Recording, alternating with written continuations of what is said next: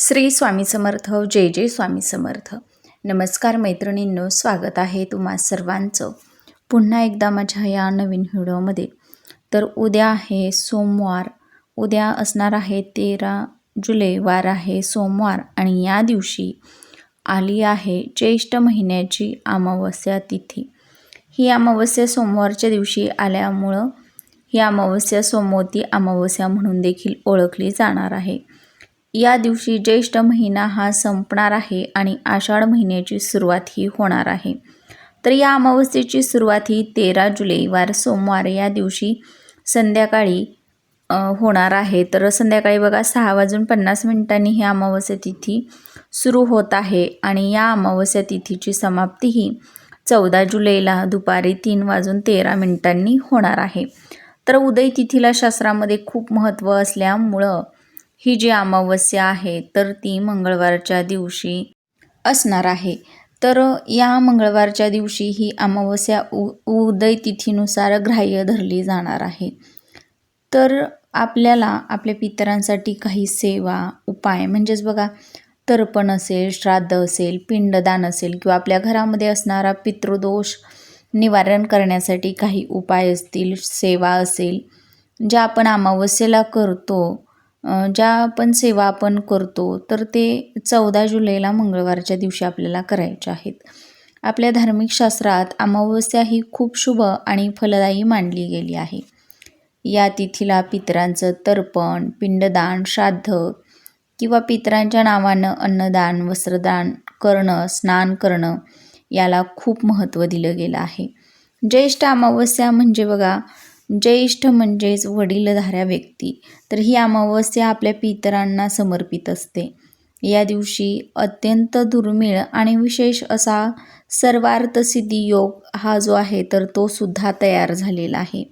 या काळात केलेलं कोणतंही काम सिद्धीस जातं. म्हणजेच सेवा असतील, उपाय असतील, तर ते अत्यंत शुभ आणि फलदायी ठरत असतात असं ज्योतिषशास्त्रात सांगण्यात आलं आहे.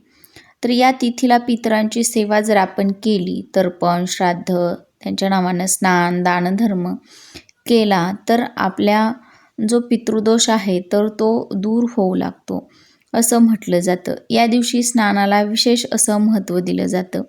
या दिवशी पवित्र नद्यांमध्ये किंवा एखाद्या तीर्थक्षेत्री जाऊन स्नान करणं, बघा ते बरेच जण या पवित्र ठिकाणी जाऊन स्नान करत असतात. त्याला एक विशेष प्रकारचं महत्त्व आहे. यामुळं आपल्या जीवनातील सर्व अडचणी दूर होतात. पण सर्वांनाच असं बघा तीर्थक्षेत्री जाऊन स्नान करणं किंवा पवित्र नद्यांमध्ये जाऊन स्नान करणं शक्य होत नाही. आणि म्हणूनच या सोमवती अमावस्येच्या दिवशी आपण अंघोळी करताना अंघोळीच्या पाण्यामध्ये ही एक वस्तू न विसरता टाकायची आहे. यामुळं आपल्याला पुण्यफळाची प्राप्ती तर होतेच, पण आपल्याला काही बाहेरील बाधा झालेली असेल, म्हणजेच नजरबाधा झालेली असेल किंवा काही दोष लागलेले असतील, तर ते दोष निवारण होत असतं. आपलं शरीर, मन बघा शुद्ध आणि पवित्र होत असतं. आपल्या घरामध्ये असणारा 7 पिढ्यांचा पितृदोष हा दूर होऊन आपल्या घरामध्ये सुख, समृद्धी, वैभव, ऐश्वर्याची प्राप्ती होणार आहे.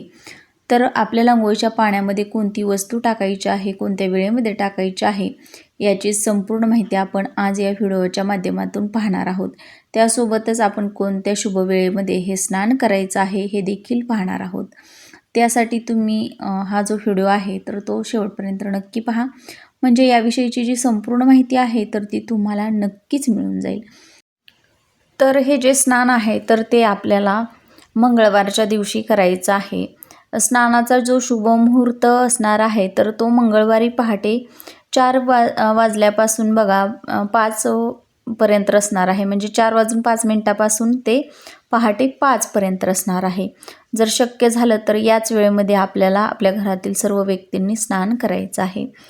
तर बघा आवर्जून या वेळेमध्ये स्नान करण्याचा तुम्ही प्रयत्न करायचा आहे. तर हा उपाय जो आहे तर तो अगदी साधा सोपा असणार आहे.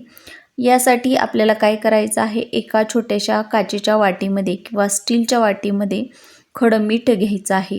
हे आपल्याला 13 जुलैला सोमवारच्या दिवशी करायचं आहे. घरातील प्रत्येक व्यक्तीला आपल्या समोर उभं करून या व्यक्तीवरून आपल्याला हे जे खडं मीठ आहे, मिठाची वाटी जी आहे तर ती आपल्याला 7 वेळा उतरवून घ्यायची आहे. तर वाटीमध्ये घेतलेलं थोडं थोडं मीठ घरातील प्रत्येक व्यक्तीवरून डोक्यापासून पायापर्यंत आपल्याला 7 वेळा उतरवून घ्यायचं आहे. उतरवून घेतल्यानंतर हे सर्व मीठ आपल्याला एकत्र करून एका वाटीमध्ये आपल्या घरातील ईशान्य कोपरा जिथे आहे तर त्या कोपऱ्यामध्ये नेऊन ठेवायचं आहे. कारण की मीठ हे आपल्या घरातील सर्व नकारात्मकता, बाधा शोषून घेण्याचं काम करत असतं. म्हणून आपल्याला हे जे मीठ आहे तर ते ईशान्य कोपऱ्यामध्ये ठेवायचं आहे. आता दुसऱ्या दिवशी सांगितल्याप्रमाणे आपल्याला सकाळी लवकर उठायचं आहे, अगदी ब्रह्ममुहूर्तावर. आता अंघोळीचं पाणी आपण अंघोळ करण्यासाठी काढणार आहे, तर त्यावेळी आपल्याला काय करायचं आहे, हे जे खडं मीठ आहे तर ते घरातील सर्व व्यक्तींच्या अंघोळीच्या पाण्यामध्ये टाकायचं आहे. त्यासोबतच आपल्याला गंगाजल असेल तर गंगाजल टाकायचं आहे. गंगाजल नसेल तर मग अगदीच गोमूत्र टाकलं तरीही चालेल. त्यानंतर एक तुळशीपत्र, काळे तीळ जे आहेत तर ते आपल्याला आवर्जून या पाण्यामध्ये टाकायचे आहेत. आणि या पाण्यानं घरातील सर्व व्यक्तींनी आपल्याला अंघोळ करायची आहे. अंघोळ झाल्यानंतर आपल्याला काय करायचं आहे, एक तांब्याचा तांब्या घ्यायचा आहे. त्यामध्ये स्वच्छ असं पाणी घ्यायचं आहे. स्वच्छ पाणी घेतल्यानंतर त्यामध्ये थोडेसे काळे तीळ टाकायचे आहेत. आणि हे पाणी आपल्या घरामध्ये बघा, जी पण दक्षिण दिशा असते घराच्या बाजूची, तर तिथे आपल्याला हे पाणी अर्पण करायचं आहे. दक्षिण दिशेला तोंड करून आपल्याला कुठेही उभा राहून आपल्याला हे पाणी जे आहे तर ते अर्पण करायचं आहे. तर अशा पद्धतीनं एकदम साधा सोपा उपाय आहे, तर तो आपल्याला करायचा आहे.